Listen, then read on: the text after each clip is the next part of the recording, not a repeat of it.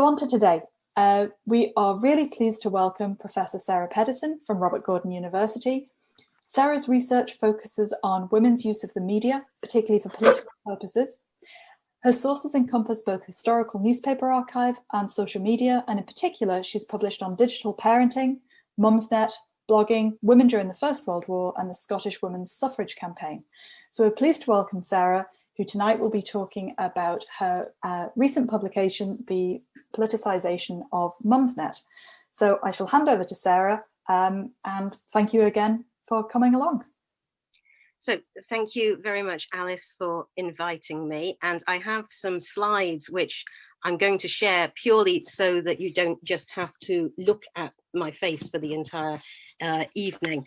So I hope everybody can see those.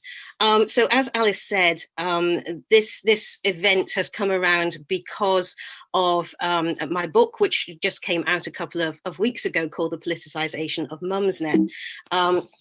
So what I want to do is try and work out how on earth to share the, there we go. So I'm going to start by talking about what is Mumsnet. I'm kind of assuming that most people know what Mumsnet is if they've come along to see this. And I'm kind of assuming there may also be some Mumsnetters in the audience. But for those of you who have never been on Mumsnet, I'll give a very short overview. And then I really just want to focus on the way in which Mumsnet intersects with politics and politicians. So I will talk about the way in which politicians have tried to use Mumsnet to try to influence the woman's vote. And then I'm going to be talking about the way in which Mumsnet has been able to parlay that interest into using politicians to support some of their campaigns. And then I move on to talk about the type of feminism and gender critical feminism that we find on Mumsnet today. And I describe in the book how Mumsnet is, to my way of thinking, part of a resurgent women's rights movement in the UK. And then I'll also touch on an argument I have in the book of Mumsnet being what I describe as a limited subaltern counterpublic. And do not worry, we will talk about those particular terms when we get to them. So I'm going to start by just introducing Mumsnet to you. What is Mumsnet? Well, it bills itself as the UK's most popular website for parents. It was set up in the year 2000, so it is its 20th birthday this year. And it was set up by a journalist and a television producer who met at an antenatal class. And the whole point about the website was supposed to be that it was going to be a recommendation site for mothers. So it would be word of mouth, one mum to another saying, oh, this is a good buggy, this is a good brand of nappies, these are really family-friendly holidays.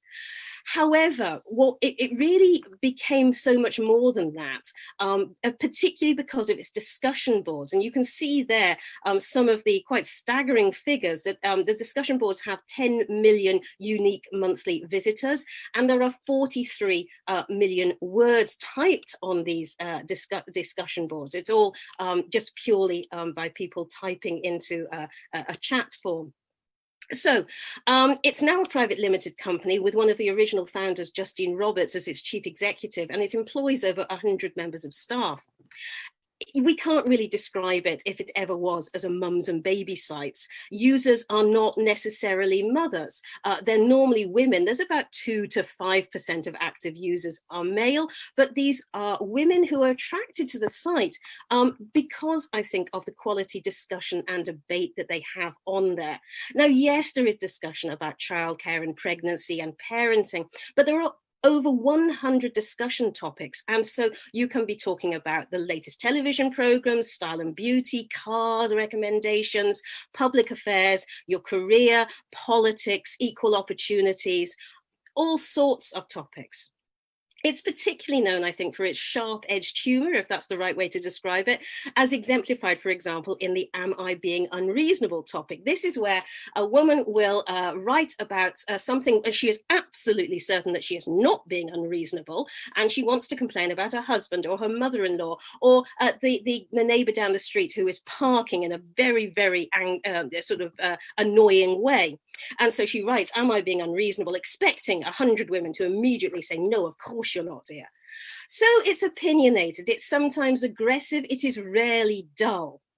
Now, it also offers support and advice on parenting and other issues at a time when many women have moved away from their family home because of their education or career. So it's not the situation that we would have in the 30s or the 40s or 50s, where you could pop next door to mum if you were worried about the baby and its temperature.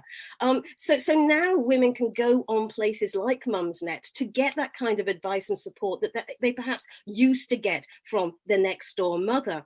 And the great thing about Mumsnet is that you can be in contact with someone who's going through exactly the same thing as you, whether that's that she shares your due date, or that she also has concerns about her child, or she also is having these issues to do with perhaps special needs. And the fact that she's in Australia or Rochdale doesn't really matter, because you can have this conversation with her in real time. And I'd also sort of like to highlight that the really detailed and constructive support that Mumsnetters always give to women who are dealing with issues such as coercive control and domestic violence. And this is real support. It's not just sort of, oh, I feel for you, but it's right.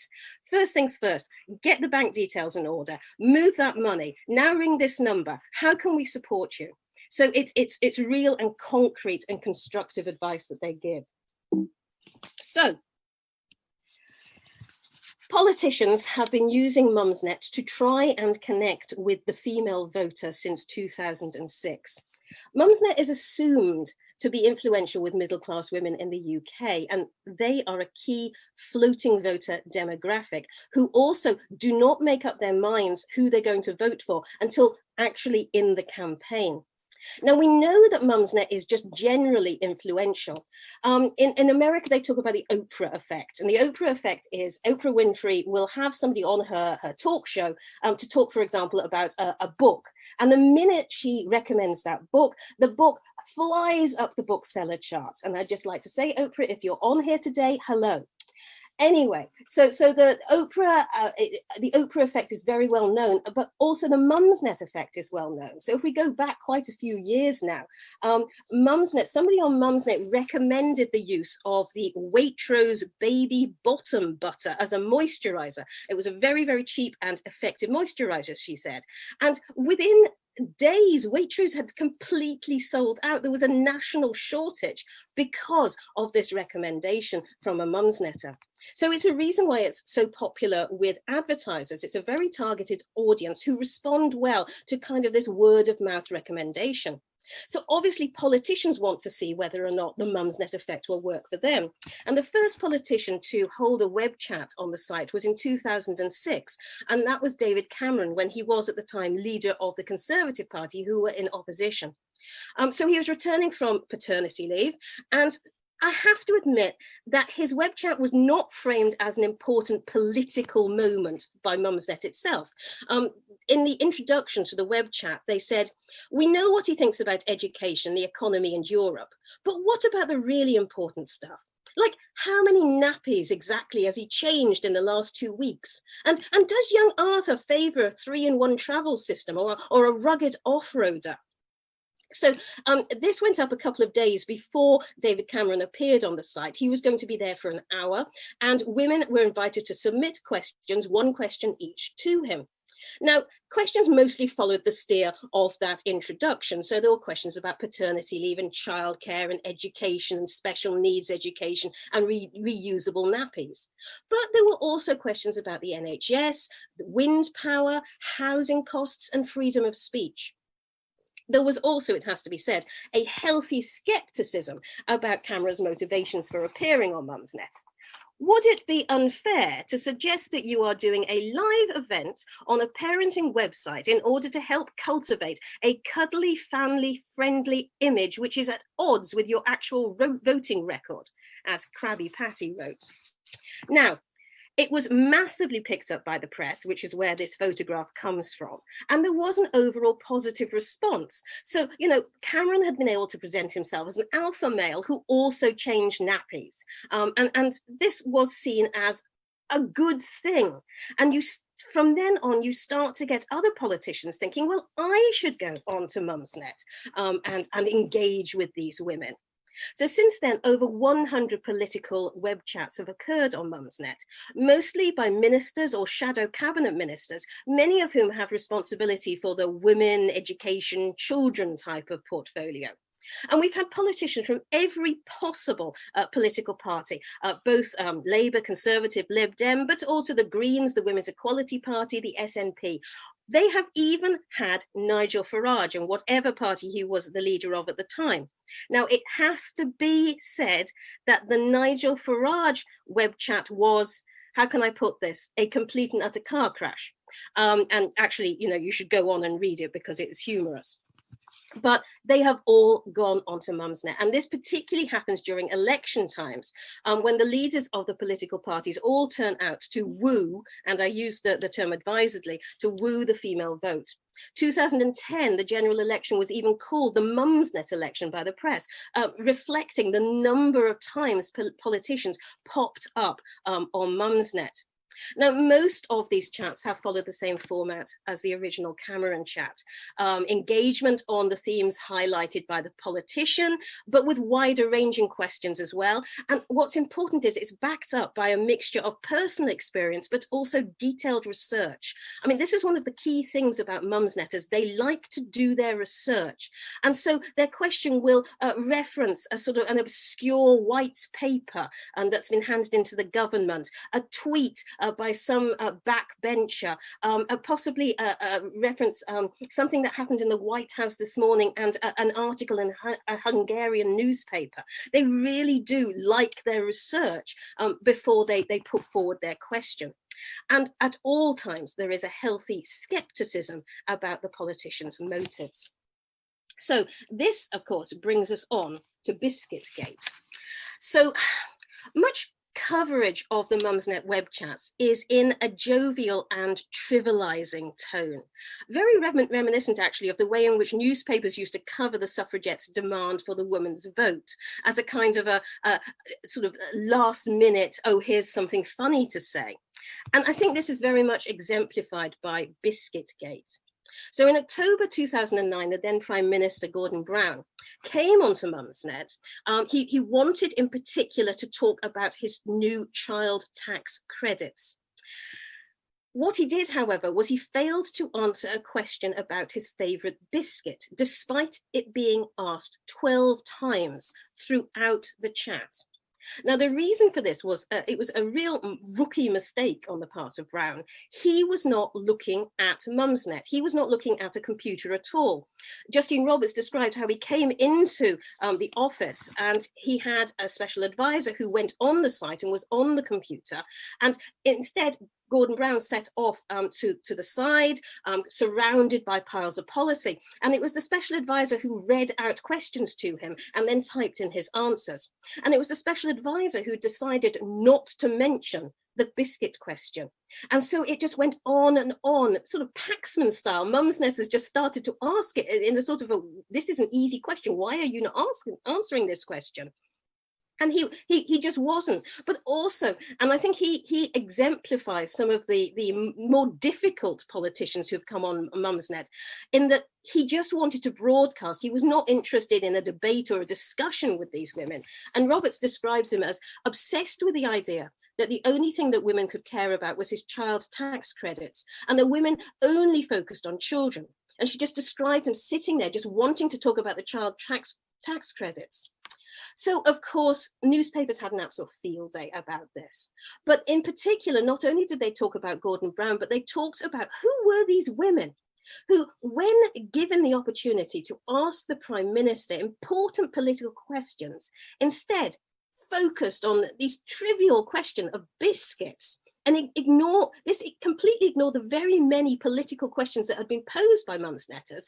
And this framing has continued. Sort of, you can, if you put Mumsnet biscuits in, you can find many, many websites devoted to telling you what the favorite biscuits are of each politician. I have to say, it appears sometimes to be the only preparation some politicians make for going on Mumsnet, thinking about what their favourite biscuit is. And all of these choices obviously have a hidden or not so hidden message. So, for example, the SNP politicians always pick something produced by Tunnocks. And then you get John McDonnell from Labour, who tugged at the heartstrings with his choice of broken biscuits, which he said reminded him of his mum, who used to work behind the biscuit counter of British home stores, which helpfully, of course, reminded the audience that British home stores had closed under a Tory government. And then we have Jeremy Corbyn, who didn't want to name any biscuit as his favourite, because he just noted the high sugar content of biscuits in general. But if forced, he eventually plumped for shortbread. Now, apparently on his second appearance, he said that this meant that wherever he went to give a talk or to meet people, he was presented with shortbread. So you can kind of see the impact of the Mumsnet web chats just there. So Mumsnet has been able to parlay this influence with politicians into support for its official campaigns. And I have 3 of them. There are many more, but 3 of them there. So notably, they've been able to gain support from several ministers from different parties about the campaign for better miscarriage care. And this resulted in 2012 in the National Institute for Health and Clinical Excellence, NICE, releasing its first ever NHS guidelines for dealing with miscarriage and ectopic pregnancy. Many of the official Mumsnet campaigns are clearly influenced by feminism. So in 2011, we have Let Girls Be Girls, which was against the imposition of adult sexuality on girls, particularly through clothing. This was summarized by the Sun, which described it as a campaign against Primark's pedo bikini, which was a padded bikini for 7-year-olds. And then we also have the 2012 We Believe You campaign, which was in response to the many users on the site who asked Mumsnet to speak out about the prevalence of rape and sexual assault in many women's lives. And all 3 of these campaigns, it has to be said, have been driven by discussion on the site, women sharing their experiences, and then Mumsnet picking this up and making this into an official campaign that then they could then approach politicians to support. Other campaigns, however, reflect Mumsnet's own issues, the headquarters' own issues, such as its involvement in the libel reform campaign. This was based on their own experience, for example, the threats of legal action by the parenting writer Gina Ford, who didn't like the comments made about her books. This is quite early on, and she threatened to sue them, and it led to Mumsnet settling out of court for what was described as a 5-figure sum. So the involvement in the libel reform campaign is because Justine Roberts argues that sites like Mumsnet cannot be controlled in the same way as a published document can. And she likens Mumsnet to a pub. I quite like this. She says it's a pub with a lot of conversations going on. And remember, 10 million monthly unique users, all these conversations going on at the same time. And she said, if people get nasty, we will chuck them out, but we don't, and we cannot moderate all of the conversations going on all of the time. So as you can see from these campaigns, it's clear that Mumsnet has always had an active discussion of feminism. And it's really not surprising because, you know, at a time when women get pregnant and then have childcare, this, you know, is the pure physical reality of how the world has been built to suit men, really. It's the first time you suddenly realize that there may not be the equal opportunity that you first thought there would be. So moving on to Mumsnet and feminism, and I love this quote. It's again from a Mumsnet user who calls herself Pockets of Sedition, which of course is a quote from the Sharon Owens Dangerous Coats poem. And if you haven't read that poem, you really ought to. Came for the babies, stayed for the feminism. So in 2010, a new topic was created on Mumsnet, and that is feminism and women's rights, which recognise the growing discussion of feminism on the site. And I just have one example here, that the campaigns I've talked about before are campaigns that Mumsnet made official. They might have been picking up things that were being discussed on the sites, but they had official campaigns. But Mumsnetters also can campaign unofficially, and this one is a perfect example of that. In January 2010, the Outdoor Advertising Association wanted to run a marketing campaign. They were concerned about the amount of advertising that they were losing to social media. And so they wanted to run an advertising campaign that demonstrated the power of outdoor posters. And they hired an advertising agency called Campbell, Lace and Beattie to work with them on this. And the idea of the campaign was that there would be posters all over London with provocative statements, and you would be encouraged, if you were upset by the statement or you wanted to discuss it, to go online and to discuss it at a particular website, thus demonstrating to potential advertisers that outdoor advertising could drive people to do something and to go on social media. So this is one of the posters they chose. It's on the bus there, and it says, "Career women make bad mothers." I cannot express to you how badly this went down on Mumsnet, where the vast majority of women work outside the home, at least part-time. And they really, really did not like this. And there was an explosion of rage on Mumsnet. And women immediately started to say, how can we get these posters taken down?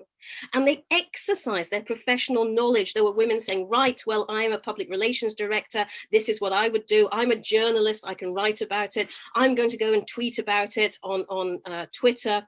They organized themselves. They wrote to companies that dealt with both the advertising agency and also with the Outdoor Advertising Association. They contacted sympathetic journalists. They got this headline news immediately. Within 72 hours, all of those posters had been taken down, and the advertising agency had sworn to work with Mumsnetters to put together a better poster, which is where the second poster comes from: "Sexist adverts damage us all." Now, actually, what had happened was that the Outdoor Advertising Association had demonstrated very clearly to potential advertisers that actually, if you have a controversial poster, it can be discussed on social media. But certainly the advertising agency had felt some impact from the campaign. One of the owners was quoted as saying, "Don't mess with Mumsnet. It's like wrestling with an octopus. They can organize themselves very quickly. Has the Mumsnet incident done lasting damage to Beta? Well, we were kicked off a pitch list last week as a result of Mumsnet's protests." So that brings me on to the Gender Recognition Act of 2004. In 2015, the Women and Equality Select Committee of the House of Commons, for its first piece of work, decided that it would conduct an inquiry into trans equality. It received over 250 written submissions, and it held 5 oral evidence sessions. Witnesses included individual trans people, organizations, academic experts, and service providers. The committee also sought to engage with the wider community via the LGBT press and social media. Notably, no women's and girls' groups were involved in the consultation, despite concerns amongst some campaigners about how the reform might impact on women and girls. So the committee's report was published in January 2016.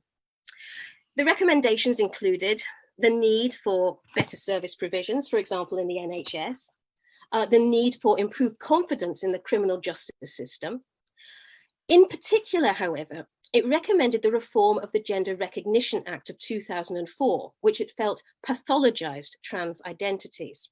Now, under the GRA, to obtain a gender recognition certificate, a person has to have lived in role for 2 years, and also to present evidence of a diagnosis of gender dysphoria from 2 doctors.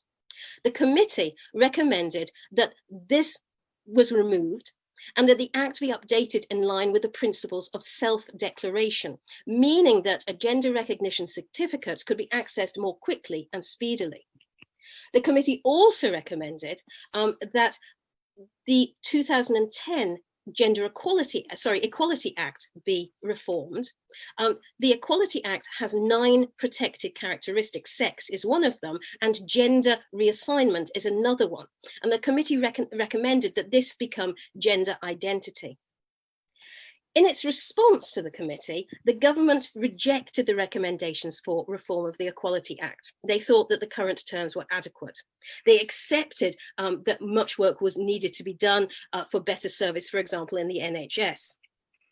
They committed to a review of the Gender Recognition Act. And so in 2008, both Westminster and Holyrood, because gender equality is a devolved issue, so both Westminster and Holyrood launched public consultations on how to reform the Gender Recognition Act, particularly relating to the question of whether it should be via self-identification. Holyrood also ran a consultation asking about whether or not it should lower the age at which one could apply for a gender recognition certificate to 16. Over 100,000 responses were sent into these consultations, which I think demonstrates the strength of feeling around this issue. The whole issue had galvanized the establishment of a number of organizations aimed at raising the question of how the proposed reform, particularly relating to self-identification, might impact on women and girls. So we have, for example, Filia for Women Scotland, Fair Play for Women, and Women's Place UK. Now, in fact, these organizations, their campaigns had impacted on the decision to run the public consultations in the first place. The key issues that these organizations were concerned about included access to women's refuges and women's prisons, impact of the reform of the GRA and the inclusion of self-ID on women's sports. There were concerns that any man could use the principle of self-ID to access women's safe spaces, for example. And they were concerned with wider issues as well, such as the fact that in the last decade, we've seen an increase of 4,400% in children, mostly girls, being presented to clinics for gender reassignment. So I argue that these organizations, to a certain extent, became symbiotic with the Feminism and Women's Rights Board on Mumsnet. Mumsnetters went to the events, they joined the groups. There's live reporting on the site from attendees at meetings so that people who are not living close can hear what's going on. They highlighted petitions and publications, and they talked a tremendous amount about the campaign and how they could contribute, and about these concerns that women had. Mumsnet, that the Feminism and Women's Rights Board, becomes a kind of a safe space, and I know people don't like me particularly using that phrase, but a safe space for gender critical feminists who had been thrown out of Facebook, who had been banned from Twitter, who didn't feel that their concerns were being heard, and certainly that they weren't being shared in the wider public sphere of the media. These women, demonstrate that they feel very frustrated and politically homeless, that they've been let down by institutions which they had always supported and had felt that would always support them, whether that was left or centre political parties, trade unions, the BBC, The Guardian. These women went to these organisations with their concerns, and they were told that their concerns were groundless, or that they were told that they were being transphobic to even raise these concerns. So Mumsnet becomes this one place where women can talk about their worries and talk about how they can highlight them to politicians. Crucially, I think, Mumsnet allows the use of pen names. You do not use your own name on the site. So you can share your opinion on a subject that, if discussed publicly, could lead to demands that you be cancelled or even sacked. So women were able to anonymously discuss their concerns, and also talk about, well, how can we get something done about people hearing our concerns? How can we actually have a debate about this, rather than being told there is no debate? So I want to move now to this concept of the public sphere, or the bourgeois public sphere. And I don't want this to become a lecture on Habermas or anything. So I'm going to really not talk about this in great detail. But basically, we have this concept of what is called the bourgeois public sphere, which was conceived by a German philosopher called Jürgen Habermas in 1962. Now, what he argues is that starting in the 18th century, in the tea houses of Paris and the coffee houses of London, citizens were able to come together and debate and discuss, and the public opinion was formed within this area of social life that he described as the public sphere by conversation and debate by these citizens, informed by a range of institutions, including the mass media. So they were able to discuss societal problems and to arrive at public opinion together, which then influenced political action. So Habermas wrote in German in 1962, and it's not until the 1980s that his work is actually translated into English. And so there's kind of a time lag with some of the criticism that then started to happen about this concept of the bourgeois public sphere.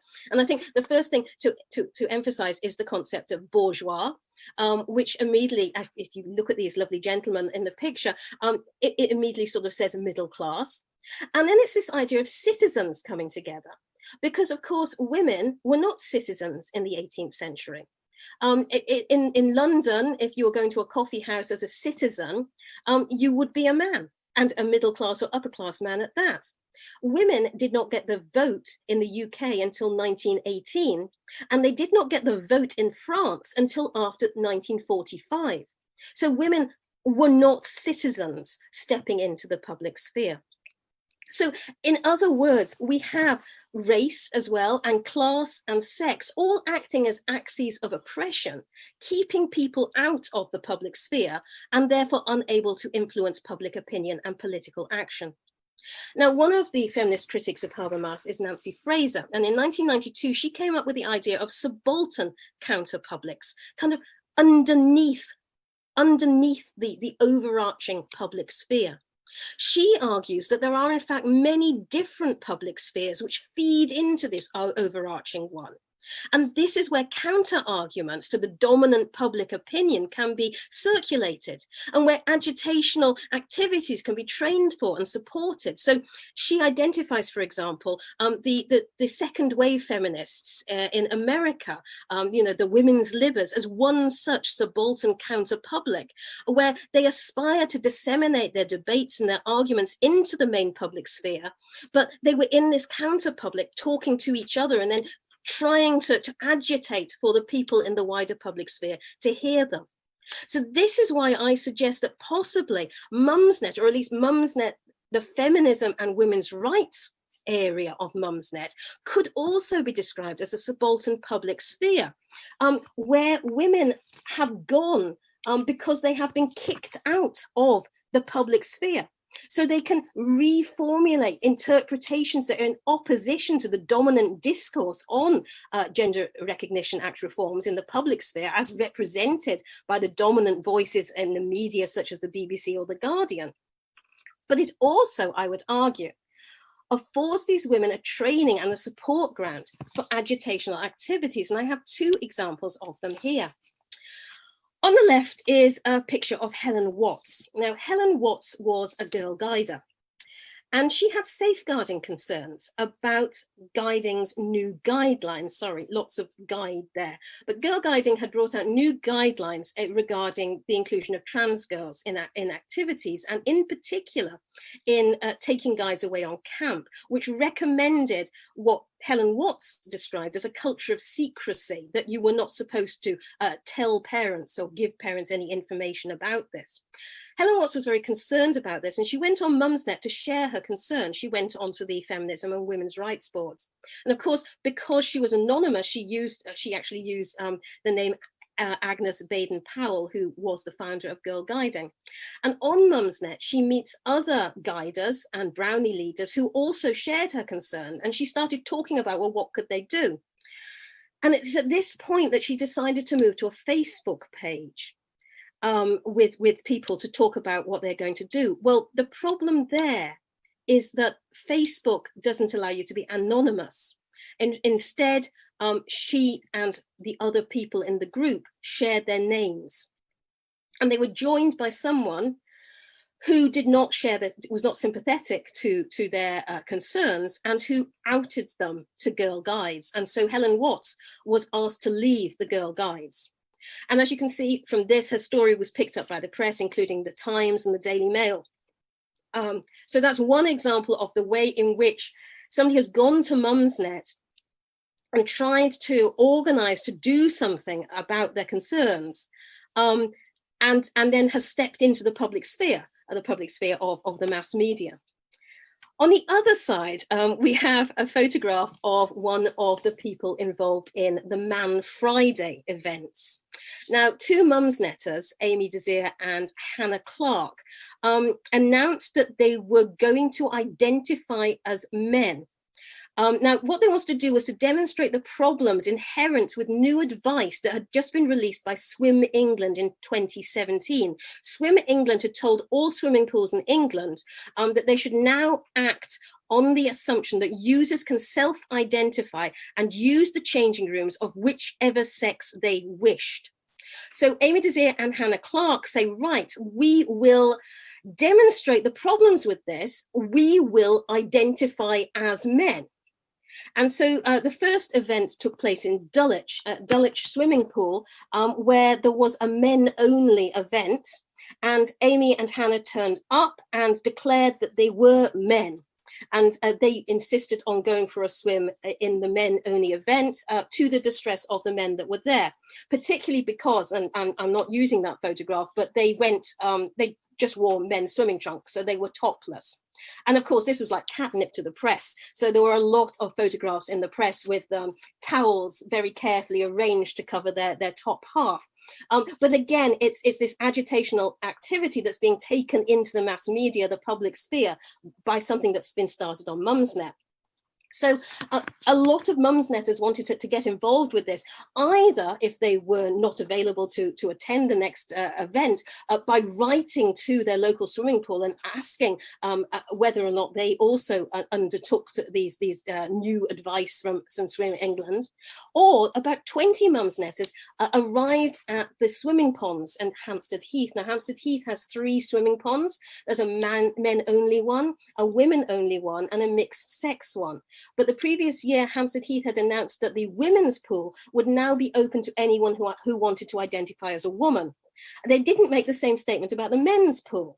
So about 20 Mumsnetters rock up, as you can see, dressed as men, and demand entrance to the men's pool. They go inside. There is, again, a lot of anger from the men there, and the police are called.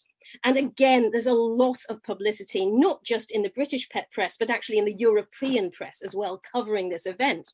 So they were raising awareness of women's concerns about the fact, self-ID might possibly be used for nefarious purposes. So what's interesting is the way in which the Daily Mail frames this activity, and not as a feminist action at all, but as common sense from nice middle-class ladies. So for some, Mumsnet is praised as being a beacon of free speech on a complex issue that needs more debate. For others, it is seen as the home of out-of-touch older women on the, and I quote, wrong side of history. What are the consequences of this for Mumsnet? Boycotts, first of all. Politicians became wary about going on Mumsnet, where they had first asked, pleaded, begged to go on. They are now stepping back and not wanting to go on. They're not wanting to go on because when they turn up for their political web chats, they will be asked, how do you define the word woman? So that they don't want to come on, they don't want to discuss some of the consequences of Gender Recognition Act reform, either because of their own convictions or more frequently because this is an enormously hot potato politically. But you've also had boycotts from, for example, the GMB union. In May, the GMB union had arranged to come onto Mumsnet to deliver a series of mini workshops on workers' rights during the pandemic. But they pulled out following complaints by activists on Twitter. Upfield, who own the Flora magazine, margarine brand, which, as you can see, used to say proudly that it was recommended by Mumsnetters, pulled advertising from the site, again, after being attacked on Twitter for supporting a transphobic website. So this is obviously impacting on Mumsnet's bottom line. This has led to revised guidelines on what can and cannot be said on the women's rights topic, which is why I say it's a limited subaltern counterpublic, because there are now limitations on freedom of speech on the site.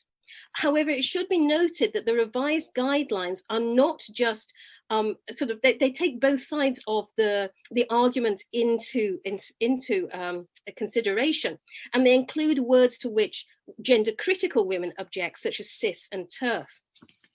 So where are we now? Well, as you're probably aware, in September, Liz Truss, the Women and Equalities Minister, announced that there would not be the introduction of self-ID into how to get a gender recognition certificate. The process would be modernized and also would be made much cheaper, but self-ID, the principle, would not be introduced. Having said that, I had to insert a new line into this slide a couple of days ago when Caroline Noakes, the new Women and Equalities Minister, announced yet another consultation on the subject. So that goes on.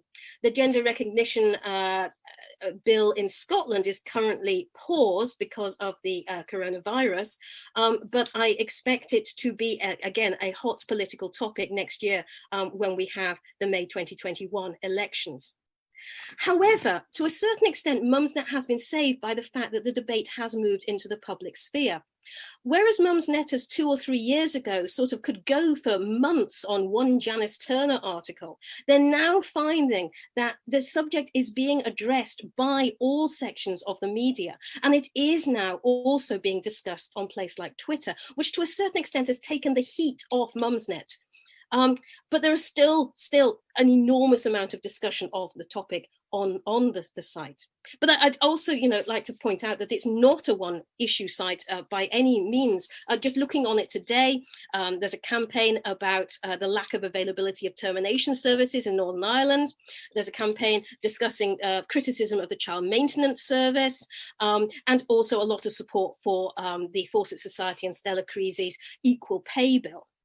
But what we have is, this is why I'm talking about it as this subaltern counter-public, because I do think that Mumsnet has played a very, very important role in this resurgent women's rights sort of movement that has happened in Britain in the last few years, and a role that I think really should be acknowledged, if only, of course, by buying my book. So I hope that you have all, when you were signed up, you all were told that there's a 30% discount for attendees to the seminar, and all you have to do, if you don't know, you get 30% off by using, and it's a very complex code, the code is Mumsnet. Okay, so thank you very much.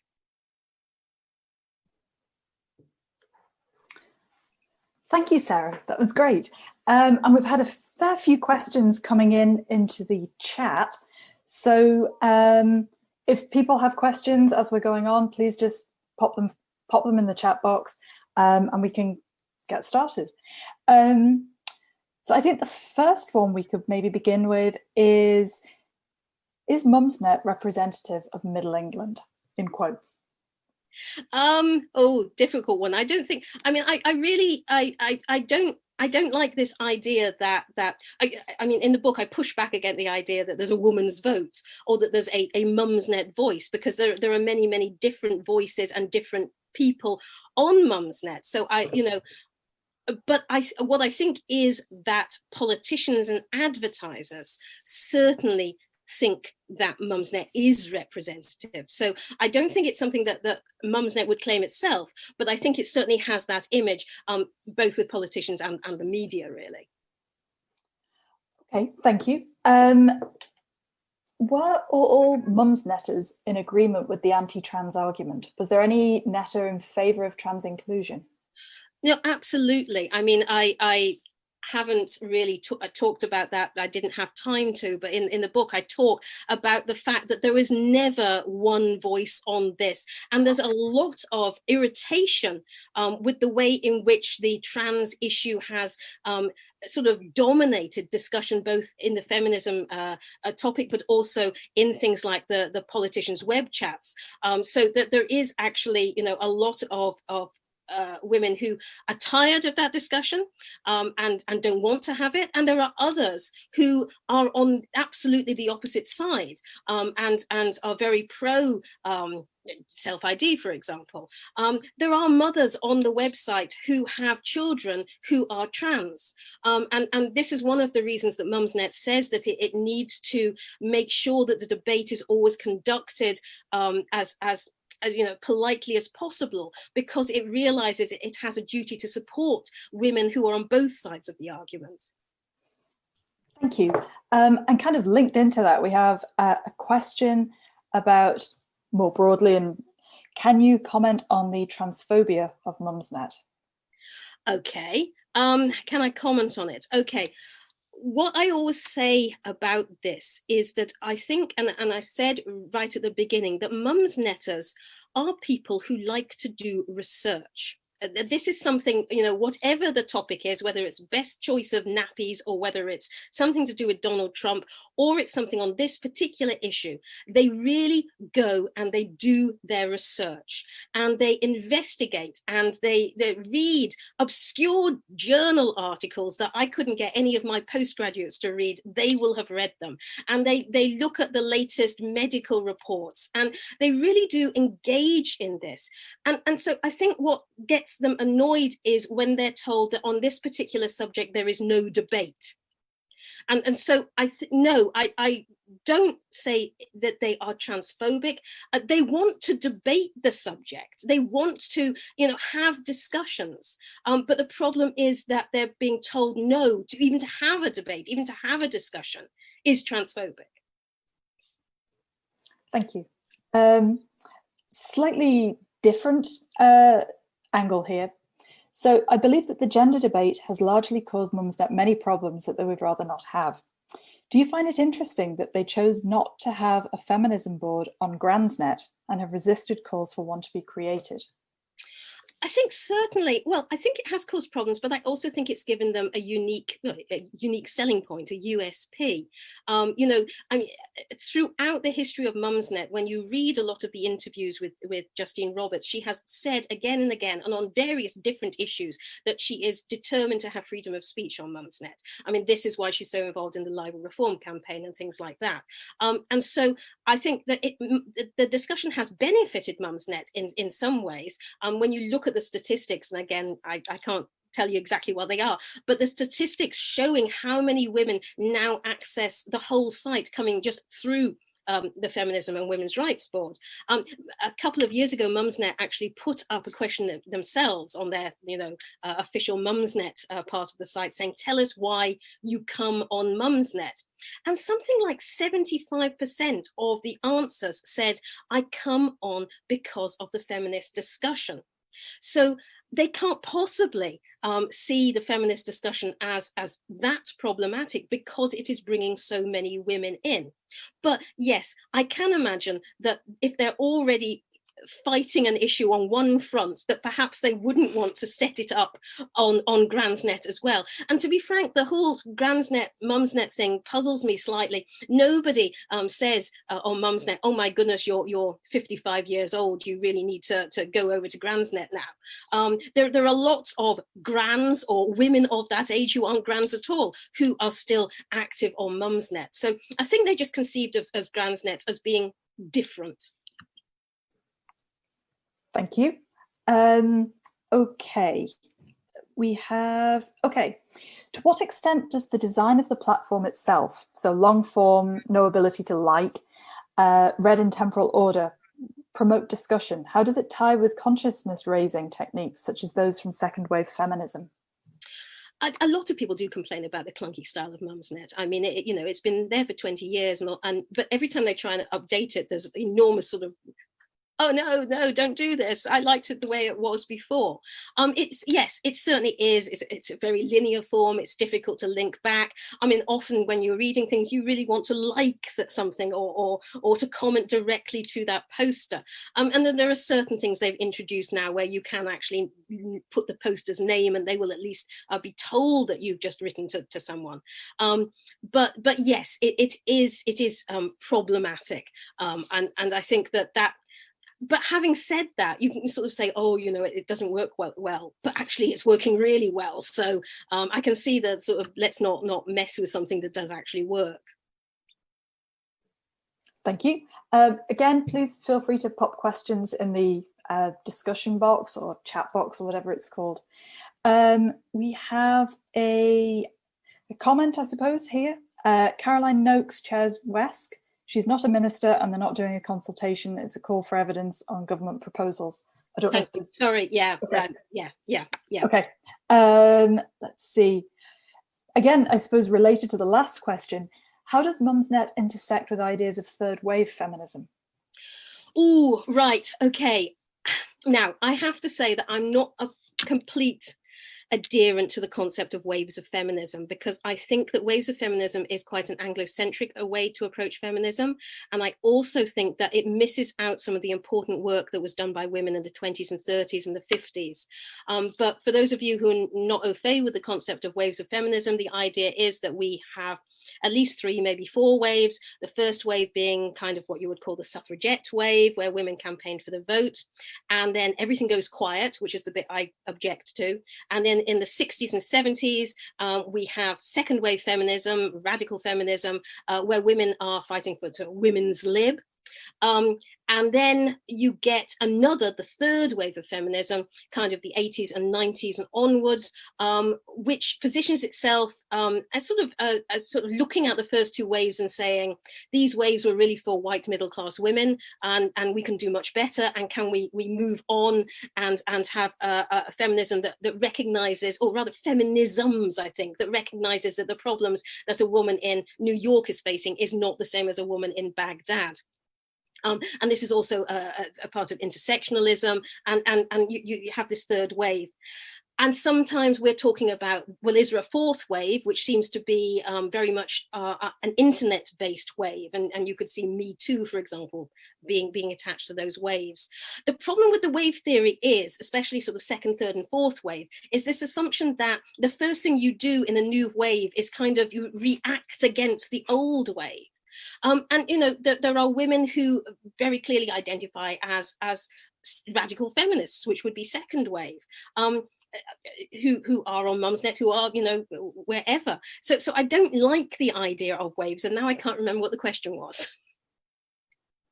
I think the question was just how Mumsnet intersects with the ideas of third wave feminism. Okay, I'm not sure that it well. Okay, I think to a certain extent it intersects with fourth wave. I think it does intersect with some of the campaigns, particular campaigns focused on the representation of women in the media. There have been various campaigns related to that, possibly the sort of the more neoliberal campaigns related to children's clothes, for example, the sexualization of children could be seen as a third wave feminist campaign. But again, not that keen on the concept of waves to start with. Okay, brilliant. I've seen a couple of people put their hands up. If you'd be able to pop your question in the chat box, rather than us try and navigate handing over microphones here, there and everywhere. Yeah,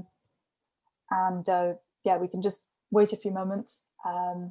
If you just fancy typing in any questions or comments or thoughts in there, that would be possibly easiest than playing microphone tag and things.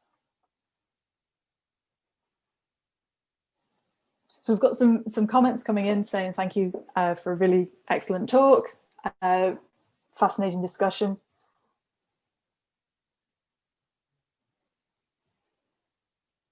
And then we have this awkward moment as well while we wait for people to type. Not putting pressure on people typing, but I suppose if we're all in the same room, we could all eat biscuits while we were waiting, but alas not.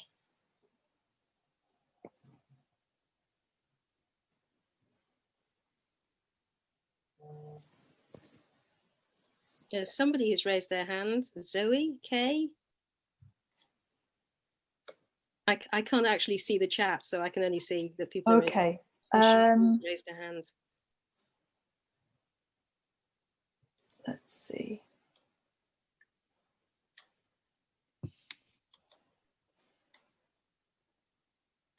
We have several hands up. Hang on.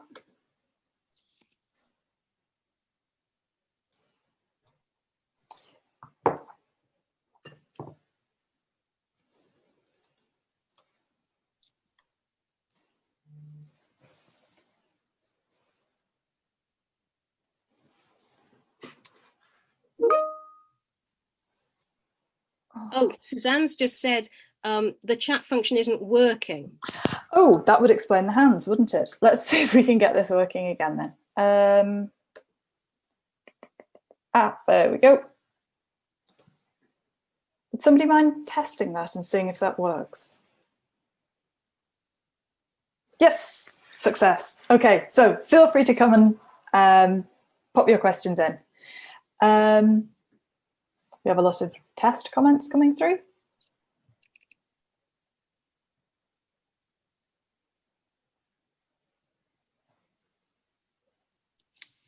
Yes, apologies for the chat being turned off. Not sure how that happened. Technology, 2020, who knows? Okay, Sarah, have you experienced any pushback against your book? Yes, I have. Yes, it was, this talk in fact was advertised on Media Studies listserv, and not everybody was pleased with that. Let's put it that way. There is a section of academia that doesn't think that one should research this subject. I kind of think that if you've got a website that 10 million women use, and that those women have got together with other women to actually sort of impact on government policy, then I think that we should go and research it.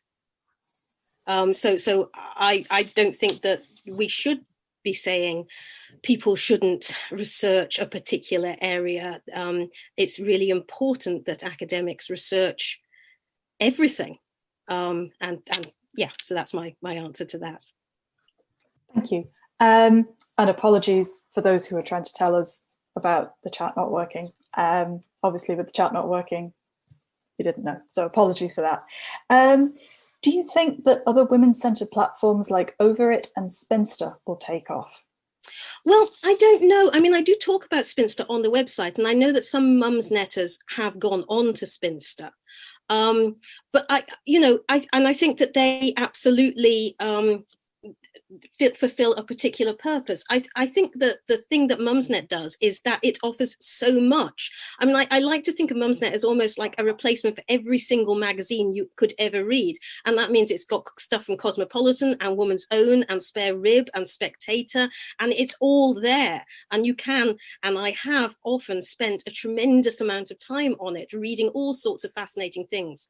But it's better than magazines because, it's not just the journalists broadcasting at you. You can get involved in the debate and discussion.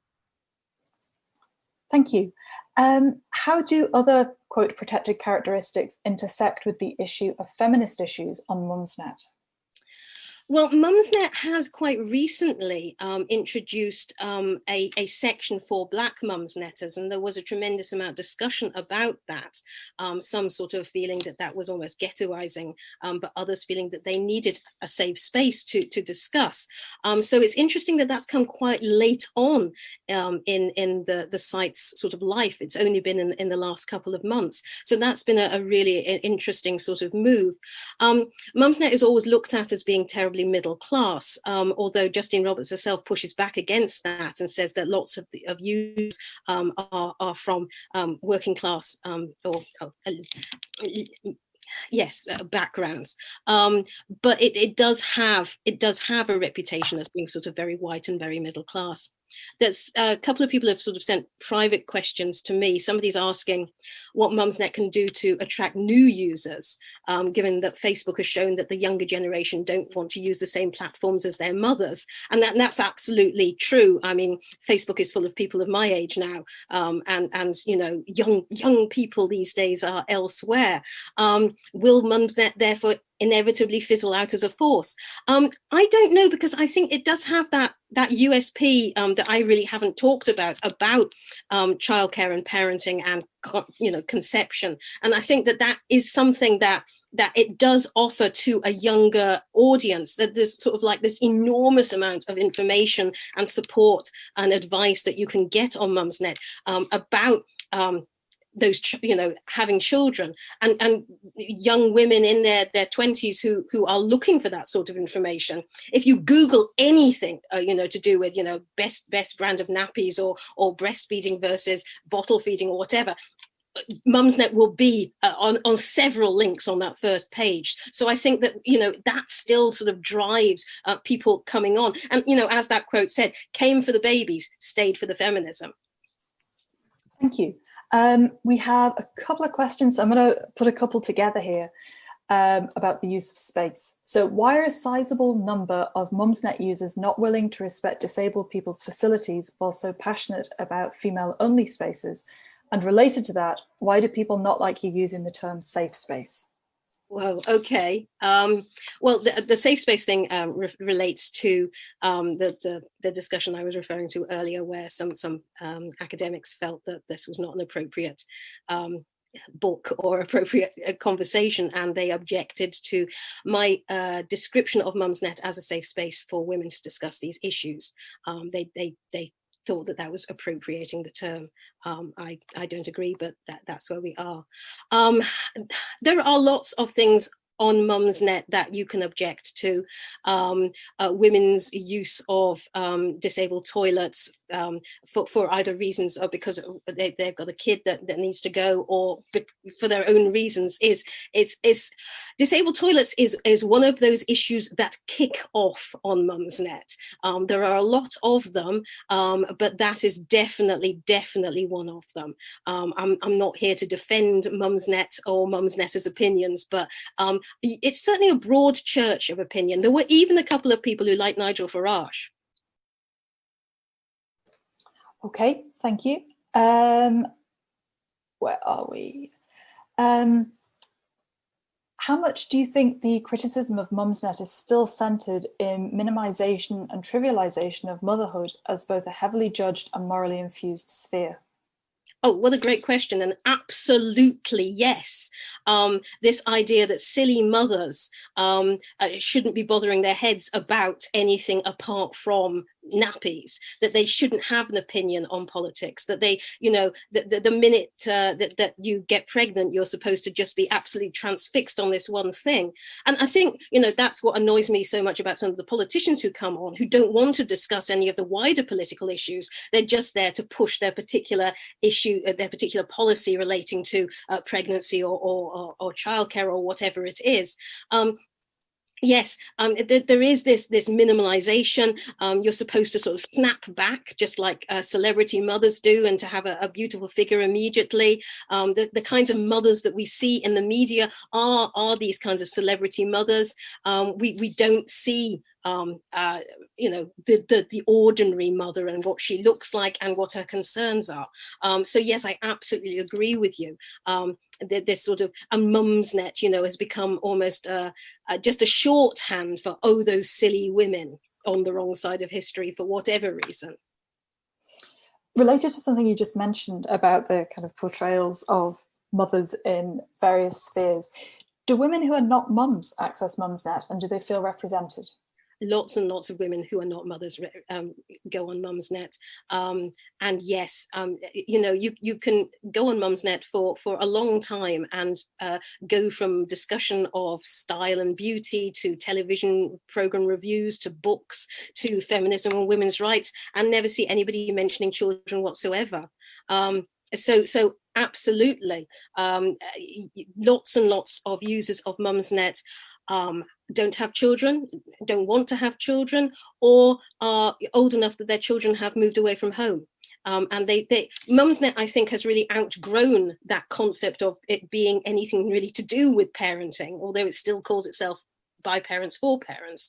But it's much, much bigger. It is a place where women can go and discuss the things that they find important. Someone's asking if there's something in the idea that the motherhood radicalizes us. And I really do believe that, because I think that particularly these days, you know, girls outperform boys at school, then they go to university and they outperform them there, and then they can go out and they get these great graduate jobs. And really, you know, they're thinking, oh, all of these things have been solved. There's no gender inequality at all. I don't know what these feminists are going on about. And then they get pregnant, and then they have children, and they have to deal with some of the highest childcare costs in the world, and they have to deal with maternity leave, and suddenly they're having to deal with working out household chores and childcare and dealing with the NHS. And I think, yes, that experience does radicalize women when they suddenly realize, oh, the world is not as equal as I thought it was. So yes, someone says we come for the babies and then crucially get radicalized by society and then seek out feminism on Mumsnet. I don't know. I think, yes, some people arrive on Mumsnet radicalized. Other people are, you know, came for the babies, stayed for the feminism because they get radicalized on the site. Where did mothers have these types of conversation before Mumsnet existed? Lots of places, and there's some really interesting work that's been done on the Women's Institutes, mothers' unions. All of these places were places where women actually sort of honed their political skills. But there was also various correspondence organizations, where the Housewives Register, for example, where you could write in the old-fashioned way, send a letter to other women, but that actually grew into a face-to-face kind of meeting. So women have always been having these discussions, definitely, but it is easier with social media. Okay, do you think the backlash against Mumsnet is at least in part because it's populated by older women who won't stop debating even when told to? Yes, I really do. These are women who will not take no debate as an answer. And they're also sort of feisty. They're going to go out there and fight. They don't just sit on Mumsnet and moan about things. They say, right, okay, how can we change things? How can we make it better? Okay. There was a question on here. I'm just trying to find it. What is your view on, there's been a lot of questions come through. Where are we? Reacting to the previous comment on the transphobia of Mumsnet, in quotes, and in light of the fact transphobic comments are deleted as per Sarah's presentation, how can subaltern counterpublics counteract this kind of misinformation? Is this misinformation possible because of the counterpublic subaltern status? Whoa, not quite sure what that question is asking there. Yes, I mean, I think that there is deletion on Mumsnet because of the new policies that have been brought in, the guidelines. However, I would say that Mumsnetters on the feminism and women's rights boards have learned very quickly how to get around the guidelines. They're very, very careful about what they say, and the majority of them are absolutely understanding of why the guidelines have to be there. And they sort of say, you know, we are very grateful for this space that, you know, we're allowed to still talk about this. So we will really try and stick to the guidelines. We will talk around it. And you know, they do. I think, you know, the conversation still goes on. They converse carefully. Okay, probably got time for a few more. So I may have missed an answer on this already, but I lost sound for a bit. But does Sarah have any comment on her Woman's Hour Radio 4 interview last week, much noticed on Mumsnet? Yes, I know it was much noticed on Mumsnet. It was quite a meta event because I was watching Mumsnet talk about me, talking about them on Mumsnet, which was sort of like almost blows your mind. Yeah, no, I mean, when I came off the interview, I was really pleased with how it had gone for me, because I had all these things I wanted to say, and often I've done radio interviews and I've come off thinking, oh, I didn't say that and I forgot to make that point, and I felt I'd made all the points, but I was thrown when Jane Garvey sort of interrupted me to say what she did about the organizations that I was naming, and that sort of that was a real pity, because I thought we were having a good discussion, and I thought that there was no need to do that, obviously, and that also was the opinion of many Mumsnetters and also of the organizations, and I'm glad that the organization sort of brought out that official letter, and I'm sorry that the interview that it went that way for a small amount of time, and that's kind of clouded the whole interview, and that's what people talk about in the interview. So that's a pity. Okay, a couple of questions about how Mumsnet actually works. So do women get ejected from Mumsnet like they do from Twitter for saying things that are deemed unacceptable? So it's a post moderation, first of all. So you post something, and then if somebody reports you, then the moderators will look at it. And there is a warning system. You know, it's I think it's 3 strikes and you're out, but I might be wrong. But you get warnings, first of all, that your particular post is deleted, and you're warned. And if you continue to post in that way, then yes, you would be removed from Mumsnet. Okay, and kind of related to that, what's your view about the FWR boards, how they're moderated and the language controlled, especially around gender critical issues, given that you say Mumsnet is being used by women who've been thrown out of the public sphere? Does that limit the extent to which this is a subaltern thingy? Yes, which is why I say it's a limited a subaltern counterpublic, and limited by this moderation, which women tiptoe around carefully. So yes, it's not a perfect public sphere or even a perfect subaltern counterpublic sphere because of that. But as I've said, it's the best that exists at the moment. So yes, you can complain, oh, it could be better, it could be freer, and it definitely could. But on the other hand, it's still existing. Although I'm thinking that, you know, since debate and discussion now is happening on Twitter more than it was 2 or 3 years ago, that maybe things will change. Okay. What do you think about, quote, mummy bloggers and the way that Mumsnetters have built them up like celebrities and often turned against them? What do I think about mummy bloggers? I think blogging in itself has really changed from the phenomenon that it was in the 1990s.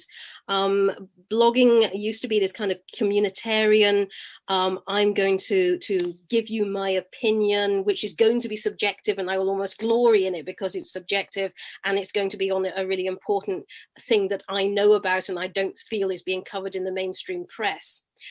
And I think that blogging as a whole has really changed over the last couple of years because of corporate sponsorship, because it's almost become the media that it was opposed to, that it was sort of criticizing and saying, I'm not like the media. The media has kind of come along and gobbled it up again, and making it more like people running their own mini magazines rather than the original idea of blogs. I don't think this is particularly a Mumsnet issue. I think it is an issue that is to do with blogging as a whole, but that the motivations perhaps of bloggers have changed from I just want to give my opinion and share and offer advice and guidance and support to, oh, and also if somebody will sponsor me or send me some nice things, that would be great as well.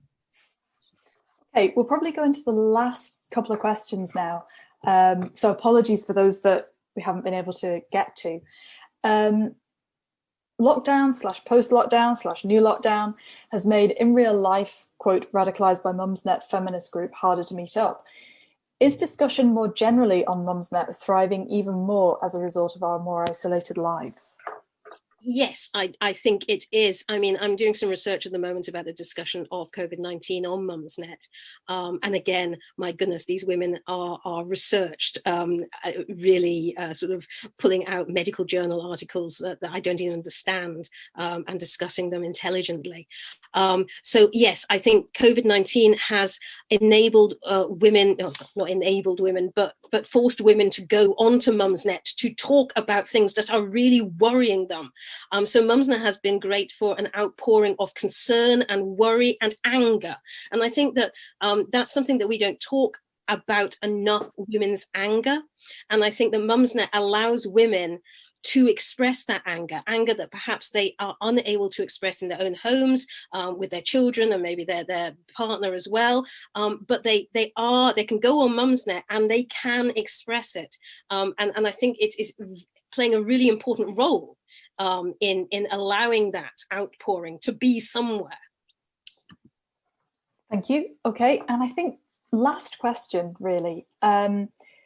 Does Mumsnet represent the political affiliations of a range of women, or alongside the accusations of being, quote, middle class, can Mumsnet similarly be accused of predominantly representing the liberal left? I think that you find a range of a political opinion on Mumsnet, but I would agree that it is more left stroke centre than right.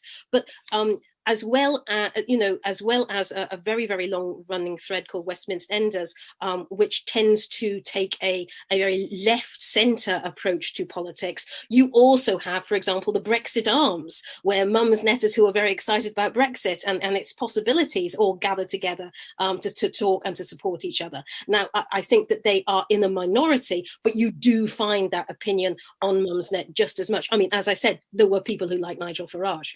So yeah, it's dominantly left centre, but there is other opinion, and women willing to discuss and debate. That's a great point to leave it for tonight. I think we've covered a lot of the questions that came in. Unfortunately, we couldn't get to all of them. There was a deluge after the chat box issue, so sorry about that again. And thank you very much, and thanks for the lovely comments that are coming through in the chat box. Thanking Sarah. Definitely appreciate her turning out on this Tuesday evening when I'm sure she probably had more exciting things to do. Yeah. Oh right, okay then, fair enough. It is 2020, so yeah. No, but thank you very much for coming out. And thank you for everybody for coming along and giving up your Tuesday evenings as well. Just as a quick note, thinking forward, we have another event coming up later this November on the 24th. About the tiny house movement, so very different again, and that's going to be a presentation from Alice Wilson from the University of York, and she's going to be talking about her ongoing research in relation to why people build tiny houses and how that works more generally. So if you're interested in that, do have a look on Eventbrite. Again, that's free and open to everyone, so please feel free to come along. And yeah, thank you again to Sarah, and thank you to all of you for joining us today.